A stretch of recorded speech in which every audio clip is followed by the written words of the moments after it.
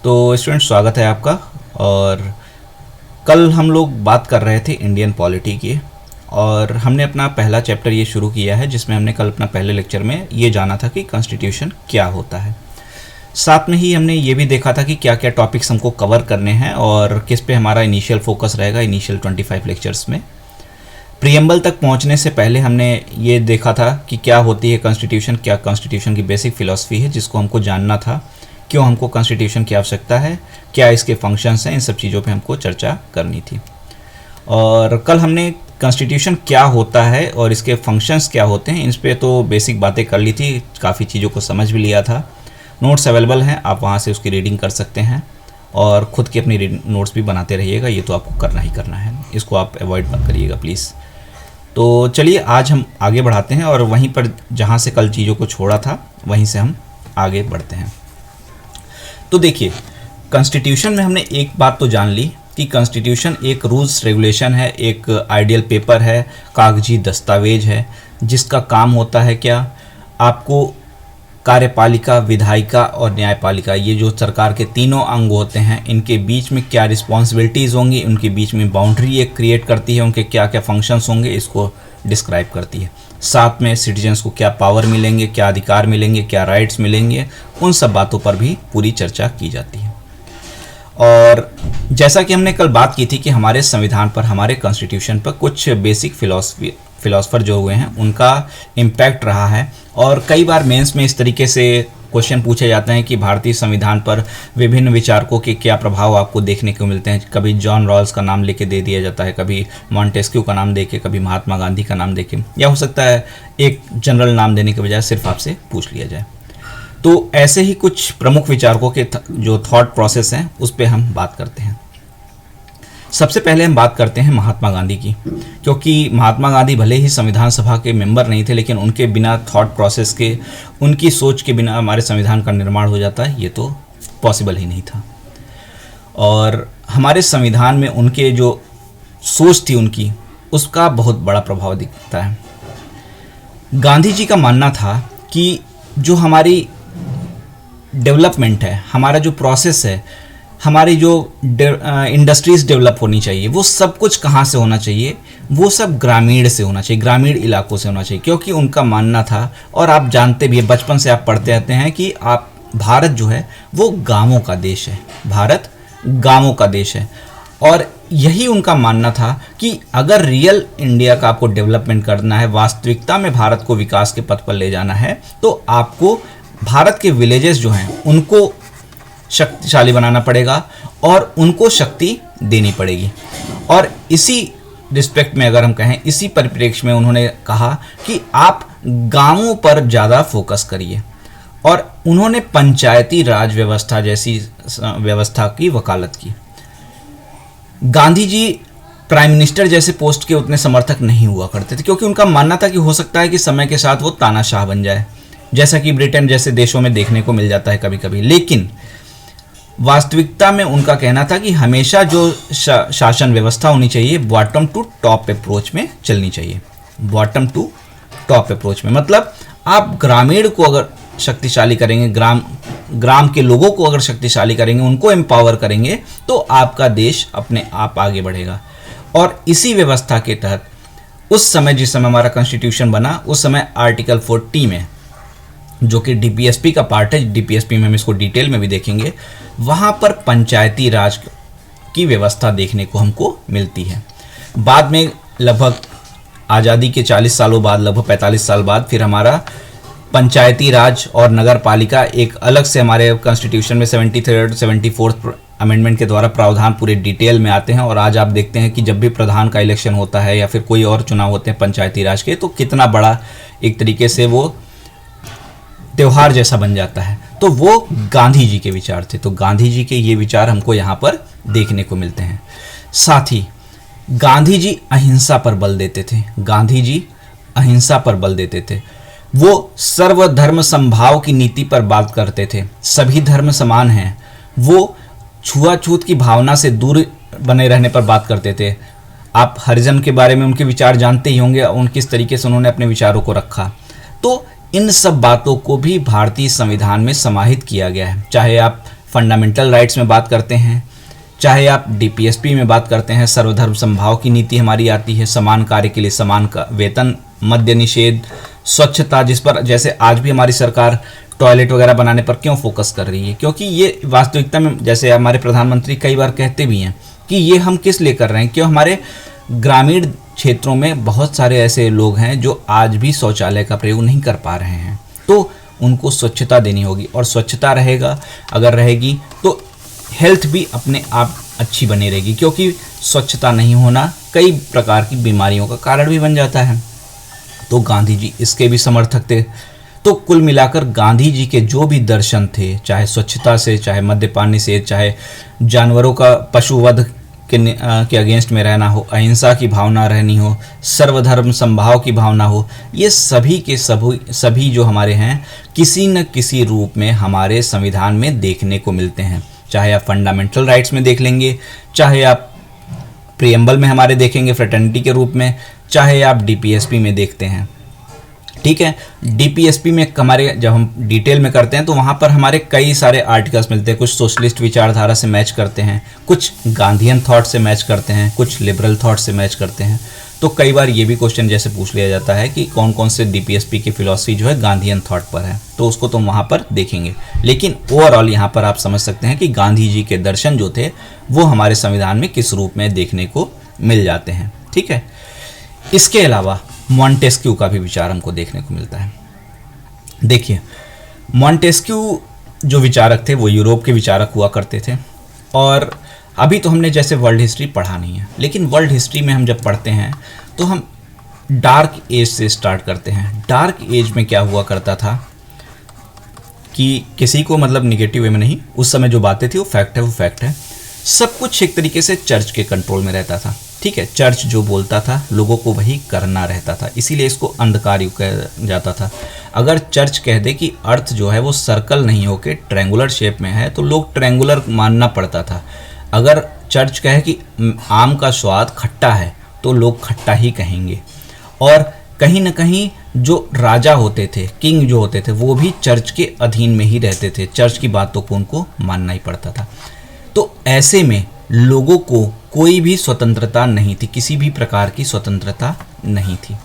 फिर क्या हुआ, इनका शासन समाप्त होता है, राजा का शासन आता है। राजा का जब शासन आता है तो थोड़ी सी स्वतंत्रता मिलती है लोगों को। राजा अपने ऊपर तो ध्यान देता था, लेकिन प्रजा के ऊपर थोड़ा सा फोकस करना शुरू किया और थोड़ी बहुत लिबर्टी लोगों को मिली, लेकिन पूरी तरीके से नहीं हुआ। तो जो जहाँ पर पूरी तरीके से अंधकार था, वहाँ पर थोड़ा सा अंधकार कम हुआ। उसके बाद एक लाइट का टाइम आता है। लाइट मतलब रिपब्लिक, जहाँ पर सब कुछ जनता निश्चय करेगी, जनता अपने रिप्रेजेंटेटिव चुनेगी, वो सरकार चलाएगी, जनता के पास डिसीजन मेकिंग पावर होगी, जनता के पास लिबर्टी होगी, और ये पूरा प्रकाशमय होगा। और यहाँ पर क्या होगा, जो पावर डिस्ट्रीब्यूशन होगा वो बिल्कुल प्रॉपर वे में होगा। मतलब लेजिस्लेटिव असेंबलीज क्या क्या काम करेंगी, पार्लियामेंट क्या कार्य करेगा, जुडिशरी क्या कार्य करेगी, गवर्नमेंट क्या कार्य करेगी, सबके फंक्शंस पूरी तरीके से डिस्क्राइब होंगे। सबके फंक्शन पूरी तरीके से क्या होंगे, डिस्क्राइब होंगे, क्या कौन किस तरीके से फंक्शन करेगा। ठीक है, और ये पूरी तरीके से एक तरीके से प्रकाश में कहा जाता है या लाइट वाला कहा जाता है। और मॉन्टेस्क्यू के विचार जो हैं वो यही हैं। ये कहते हैं कि सरकार के जो तीनों अंग हैं इनके बीच में सत्ता के विभाजन पर बल होना चाहिए। मतलब जुडिशरी के फंक्शंस, गवर्नमेंट की जो कार्यपालिका है, हमारी एग्जीक्यूटिव जो है, हमारी जो एग्जीक्यूटिव जैसे प्राइम मिनिस्टर हो गए या फिर प्रेसिडेंट अमेरिका में हो गए, उनके जो फंक्शंस हैं वो संसद के क्या कार्य होंगे, ये पूरे की पूरी तरीके से एकदम प्रॉपर वे में डिस्क्राइब्ड होने चाहिए। किसके क्या कार्य हैं ये बहुत ही क्लियरली मेंशन होना चाहिए। ठीक है, और इनकी ये फिलॉसफी हमको अपने कॉन्स्टिट्यूशन में भी देखने को मिलती, क्योंकि जब हम पिछली क्लास कर रहे थे तो हमने कहा था ना कि हमारे यहाँ कॉन्स्टिट्यूशन क्या होता है। कॉन्स्टिट्यूशन इन सभी का प्रॉपर बाउंड्री डिसाइड करता है कि किसके क्या फंक्शन होंगे, किसकी क्या रिस्पॉन्सिबिलिटी होगी। हमने सुप्रीम कोर्ट के एक अलग चैप्टर बना रखा है, हमने एग्जीक्यूटिव में पार्लियामेंट के लिए एक अलग चैप्टर बना रखा है, प्रेसिडेंट और प्राइम मिनिस्टर के लिए अलग चैप्टर बना रखा है। तो सबके क्या क्या रोल रिस्पॉन्सिबिलिटी हैं, क्या फंक्शंस होंगे, क्या किस तरीके से चेक्स एंड बैलेंसेस होंगे, वो हमने क्लियर कर रखा है। पहले की तरह जैसे राजा में दैवीय शक्ति होती थी, ये मान्यता थी, वैसा कुछ नहीं है, बल्कि स्वतंत्रता, समता, बंधुता और राजनीतिक आधार पर रिपब्लिक यानी गणराज्य की स्थापना होगी। तो ये हमारा मॉन्टेस्क्यू का विचार। इसी तरीके से जॉन रॉल्स के विचार के बारे में भी आप समझते हैं। आप जैसे रिजर्वेशन के कॉन्सेप्ट की बात करते हैं, तो ऐसा ही कुछ उनका कॉन्सेप्ट था। रिजर्वेशन हम कहते हैं कि अमेरिका जैसे देशों में है, लेकिन क्या वास्तविकता में ऐसा है? अमेरिका में नहीं है क्या? अमेरिका में भी ये सब चीज़ें थी। अमेरिका आज 250 साल पुरानी एक डेमोक्रेसी बन चुकी है, वहाँ पे चीज़ें डेवलप हो चुकी हैं, इसलिए आज ऐसा हमको देखने को मिलता है अमेरिका।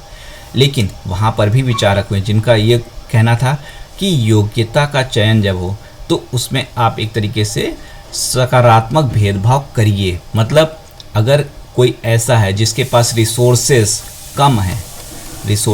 कम है लेकिन वो ऊपर उठना चाहता है, तो आप उसको ऊपर उठाने में मदद करिए।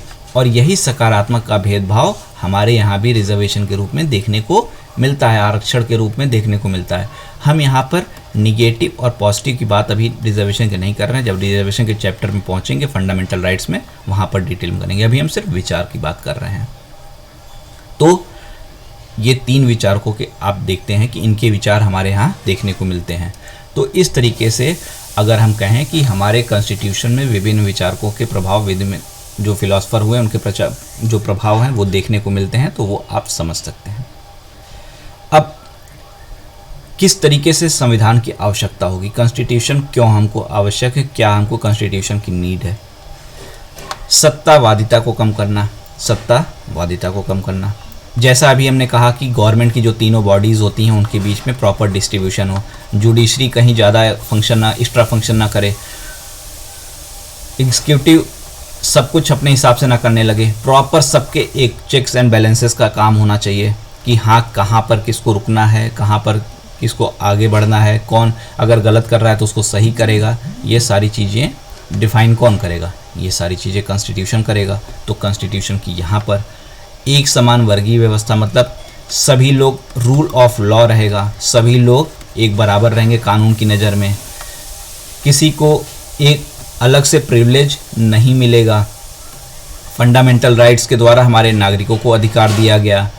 डीपीएसपी में न्याय की अवधारणा ले आई गई कि लोगों को जस्टिस मिल सके, सभी को कार्य करने की, एक का समान कार्य के लिए समान वेतन हो, सभी को कुटीर उद्योगों का विकास हो सके, रिसोर्सेज पर किसी एक का अधिकार न रहे, सबको बराबर मिले मौका, रूल ऑफ लॉ इस्टेब्लिश करना, लिबर्टी, ये सारी चीज़ों के लिए ही हमको कॉन्स्टिट्यूशन की आवश्यकता होती है। ठीक है। और इस कॉन्स्टिट्यूशन की जो हमने बात की है, हालांकि इसके बारे में हम डिटेल में भी बात करेंगे, लेकिन जैसे आप सुनते आ रहे हैं, अभी हमने कॉन्स्टिट्यूशन मेकिंग का चैप्टर अपना नहीं किया है, जब हम करेंगे तो उसके बारे में डिटेल में बात करेंगे ही। अभी हम एक बेसिक इंट्रो जो ले रहे हैं उसको हम समझते चलते हैं। जब संविधान बनाने की बात आई थी, संविधान सभा के समक्ष बहुत सारे प्रश्न थे कि कैसा संविधान बनाया जाए। तो उन्होंने क्या किया, देखा कि कहाँ कहाँ पर संविधान बने हुए हैं, किस तरह से डेमोक्रेसी चल रही है। और जब भी इस तरह की बात आती है डेमोक्रेसी वगैरह की, तो 2 कंट्रीज़ मैटर करती हैं, एक हमारी यूएसए और एक यूके। यूके हमारे ऊपर, ब्रिटेन हमारे ऊपर लंबे समय से शासन कर रहा था, तो उसकी जो पद्धति थी वो हमारे यहाँ इनबिल्ट आ चुकी थी, हमारे नेचर में आ चुकी थी, हम उसी से परिचित थे। साथ में लोगों ने, संविधान सभा के सदस्यों ने सोचा कि और भी देखते हैं कहाँ पर क्या चल रहा है। तो सबसे पहले एक तरह से संविधान को, जो लिखित संविधान बनाने का एक बढ़िया परिपाटी जो शुरू हुई थी, वो हुई थी यूएसए में, जहाँ पर 1776 में एक फिलाडेल्फिया का सम्मेलन होता है। और वहाँ पर इस संविधान की आवश्यकता समझी गई, क्योंकि अमेरिकन क्रांति ऑलमोस्ट ओवर होने को आ गई थी और नागरिकों को अधिकार देने के लिए एक संविधान की आवश्यकता हुई। तो वहाँ पर प्रेसिडेंशियल मॉडल एक अपनाया गया और वहाँ पे संविधान की रूपरेखा तैयार की गई। इसी रूपरेखा को हमने यहाँ पर देखा कि ऐसा ही एक संविधान हमारे यहाँ भी होना चाहिए। तो एक हमने यूएसए के से मेनली अडॉप्ट किया चीज़ों को, और दूसरा क्लासिकल हाउस जिसको बोलते हैं, जो कि यूके का है, जहाँ पर कोई लिखित संविधान नहीं है, रूढ़ि और परंपरा, जो पुराने रिचुअल्स होते हैं उनके आधार पर, जो आपके थॉट प्रोसेस चले आ रहे हैं प्राचीन टाइम से, परंपराएं जो चली आ रही हैं उसके आधार पर जो संविधान निर्मित है जहाँ पर, और जहाँ पर parliamentary form of government form होती है, यहाँ पर अध्यक्षीय form of government, presidential form of government रहती है, और यहाँ पर पार्लियामेंट्री फॉर्म ऑफ गवर्नमेंट रहती है। इन दोनों के ही कंबाइंड फॉर्म को हमने अपने अकॉर्डिंग उसको अपने कॉन्स्टिट्यूशन में लिया है, अपने कॉन्स्टिट्यूशन में लिया है। और क्या एज इट इज़ ले लिया है? तो नहीं। इसका जवाब है हमने इसको एज इट इज़ तो नहीं लिया है। कई लोग इस तरीके के आरोप लगा देते हैं कि हमने एज इट इज़ ले लिया है इसको, लेकिन वास्तविकता में ऐसा नहीं होता। भारत में आप नॉर्थ से लेकर साउथ, ईस्ट से लेकर वेस्ट चले जाइए तो आपको कल्चरल डाइवर्सिटी देखने को मिलती है, ठीक है, आपको लैंग्वेज डाइवर्सिटी मिलती है, पहनावे में, धार्मिक स्वतंत्रता में धार्मिक आप विविधता देखने को मिलती है, जैन धर्म मिल रहा है, पारसी धर्म मिल रहा है, सबकी अपनी अलग संस्कृति थी, सबका अपना एक रहन सहन है। तो हमारी कल्चरल डाइवर्सिटी को, हमारी लैंग्वेज डाइवर्सिटी को देखते हुए हमको अपने अकॉर्डिंग चीज़ों को बनाना था। आप जो कॉन्सेप्ट यूपी में ले आ रहे हैं सेम वैसा ही आंध्र प्रदेश या केरला में चल जाए, आवश्यक नहीं है। केरला में जो ले आ रहे हैं वही महाराष्ट्र में चले, ये भी आवश्यक नहीं है। महाराष्ट्र का गुजरात में चल जाए, ऐसा भी आवश्यक नहीं है, ठीक है। तो इन्हीं सब बातों को ध्यान में रखते हुए क्या किया गया, इन्हीं सब बातों को ध्यान रखते हमारे कॉन्स्टिट्यूशन को जब बनाया गया तो इन सभी चीज़ों को ध्यान में रखने की बात की गई। और साथ ही उस समय हमारे यहाँ 552 देशी रियासतें भी हुआ करती थी, 552 देशी रियासतें भी हुआ करती थी, जिसमें से आप जानते हैं कि 549 तो एकदम से भारत के साथ आ गए थे, लेकिन 3 नहीं आ रहे थे। तो ये 3 को भी फिर भारत में फर्दर मिलाने का प्रयास किया गया। जूनागढ़, हैदराबाद और कश्मीर को अलग अलग माध्यमों से मिलाया गया। तो कुल मिलाकर हमको इस तरीके का सिस्टम बनाना था कि हमारी एक यूनिटी बनी रहे, और जो हमारी सोशली, लैंग्वेज और रिलीजन अकॉर्डिंग कल्चरल जो डाइवर्सिटी है उसको भी बनाए रखना था, और सभी को ये कॉन्स्टिट्यूशन एक्सेप्ट हो। क्योंकि हमने पहले ही कहा है कि कॉन्स्टिट्यूशन किसी के ऊपर थोपा नहीं जा सकता है, कॉन्स्टिट्यूशन, संविधान किसी के ऊपर थोपा नहीं जा सकता है। तो इन सभी बातों को ध्यान में रखते हुए हमारे कॉन्स्टिट्यूशन का निर्माण हुआ, जिसमें फोकस किया गया यूनिफिकेशन पर, राष्ट्रीय एकीकरण पर, राष्ट्र राज्य निर्माण पर, सेंटर स्टेट रिलेशन एक तरीके से आप कह सकते हैं, हमारी लैंड कहाँ से कहाँ तक होगी, उसके निवासी कौन होंगे, इन सभी बातों पर फोकस किया गया। नागरिकों को कौन सी स्वतंत्रता दी जाए, कैसी स्वतंत्रता दी जाए, कितनी दी जाए, और पार्लियामेंट्री फॉर्म में रहते हुए हम किस तरीके से फेडरल स्ट्रक्चर को डेवलप करते हैं। और यही पूरा हमारा ऑब्जेक्टिव था, यही पूरा हमारा ऑब्जेक्टिव था कॉन्स्टिट्यूशन को बनाने का, कॉन्स्टिट्यूशन को बनाने का। और कॉन्स्टिट्यूशन से बनाने से हमको क्या मिला, तो यही सारी चीज़ें मिली, क्योंकि जो हमारा ऑब्जेक्टिव था उसी को तो हमने लिया ना। तो क्या नीड थी और क्या ऑब्जेक्टिव था, वो यही था। क्या हमको मिलता है, वो भी यही मिलता है। अगर आप भारतीय कॉन्स्टिट्यूशन की बात करते हैं आर्टिकल 1 से लेकर 51, तो हमने सबसे पहले अपने लैंड को स्पेसिफाई किया कि भारत कहाँ से कहाँ तक होगा, स्टेट्स किस तरीके से बनेंगे, कौन से भारत की भूमि में कौन कौन हिस्से रहेंगे, कोई अधिग्रहित क्षेत्र है तो किस तरीके से आएगा, यहाँ के सिटीजन कौन होंगे, कौन पाकिस्तान चला गया या पाकिस्तान से यहाँ पे आ रहा है या किसी और देश से आ रहा है, किस तरीके से वो भारत का नागरिक बन सकता है। इन नागरिकों को अधिकार किस तरीके से होंगे, कौन से अधिकार सभी को होंगे, कौन से अधिकार सिर्फ भारत के नागरिकों को होंगे, क्या क्या इस पर रिस्ट्रिक्शन होंगे, क्या एब्सोल्यूट अधिकार होंगे, क्या एब्सोल्यूट नहीं होंगे। उसके बाद में सोशल वेलफेयर के लिए हमने डीपीएसपी का कॉन्सेप्ट ले आया कि किस तरीके से समाज में एक तरीके से न्याय की भावना ले आया जाए, रिसोर्सेज डिस्ट्रीब्यूशन किए जाएँ, ये सारी चीज़ें हमने की।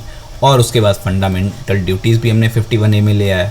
तो कॉन्स्टिट्यूशन में आर्टिकल 1 से लेकर 51 तक में, इससे पहले कि हम सारी बेसिक चीज़ों को कवर करते कि क्या किस तरीके से प्रोसेस रहेगा, हमने जो हमारे बेसिक ऑब्जेक्टिव्स थे उनको डिस्क्राइब कर दिया, उसके बाद में हमने एग्जीक्यूटिव से पार्लियामेंट, प्रेसिडेंट, जुडिशरी, पंचायती राज व्यवस्था, जो अलग अलग फाइनेंस कमीशन जैसी चीज़ों को ले आए। लेकिन सबसे पहले हमने इन क्वेश्चंस का आंसर दिए, और जैसे जो अभी कभी आरोप लगते हैं कि भारत का संविधान उधार का संविधान है, तो आप इन्हीं सब तर्कों से उसको पूरा कर सकते हैं। कैसे? हमने स्टार्टिंग में बात की है इन सब बातों की, लेकिन यूएसए ने किससे स्टार्ट किया है? उन्होंने डिवीज़न ऑफ पावर से स्टार्ट किया है। डिवीज़न ऑफ पावर या सेपरेशन ऑफ पावर से उन्होंने स्टार्ट किया है। तो उनकी रिक्वायरमेंट के अकॉर्डिंग उन्होंने separation of power, division of power, liberty से स्टार्ट किया। हमने अपने अकॉर्डिंग, हमारी उस समय भूमि ही स्पष्ट नहीं थी, अंग्रेज़ 3 भागों में विभाजित कर गए थे, रियासतों को अलग हिस्सा दे गए, पाकिस्तान को अलग दे गए, भारत का अलग रह गया। तो हमारी भूमि की समस्या थी, हमारी नागरिकता की समस्या थी, हमारे अधिकारों की समस्या थी। तो हमने जो अपना संविधान निर्मित किया है, हमने अपनी आवश्यकताओं को अडॉप्ट किया है। हमने कॉन्सेप्ट भले ही लिया कि ये कॉन्सेप्ट होना चाहिए, लेकिन क्या एज इट इज़ ले लिया? नहीं, एज इट इज़ नहीं लिया है। हमने इन सब चीज़ों को अपने अकॉर्डिंग लिया हुआ है। ठीक है, तो ये हमारा बेसिक इंट्रोडक्शन कंप्लीट होता है कॉन्स्टिट्यूशन का। अब हमको क्या करना है नेक्स्ट लेक्चर में, एक संविधानवाद और संविधान में क्या अंतर होता है, कॉन्स्टिट्यूशन और कॉन्स्टिट्यूशन में क्या अंतर होता है, एक ये बात पॉइंट हमको कवर करना है। दूसरा, making of Indian constitution cover करना है, making of Indian constitution cover करना है। ठीक है, और इसको करने के बाद हम अपने रियल चैप्टर्स पे, प्रीएम्बल और उसके बाद फिर आर्टिकल्स पर पहुंच जाएंगे। ठीक, तो अभी इतने पे रखते हैं। अगर आप लोगों को कोई क्वेश्चन है तो आप लोग पूछ सकते हैं, और अगर आप अभी नहीं क्वेश्चन पूछ पा रहे हैं तो आप रिवाइज़ करिएगा, लेक्चर को फिर से देखिएगा, चैट में मैसेज कर सकते हैं, व्हाट्सअप कर सकते हैं, टेलीग्राम कर सकते हैं, जो भी आपकी इच्छा हो वो आप कर सकते हैं। ठीक है, चलिए ठीक है फिर, थैंक यू।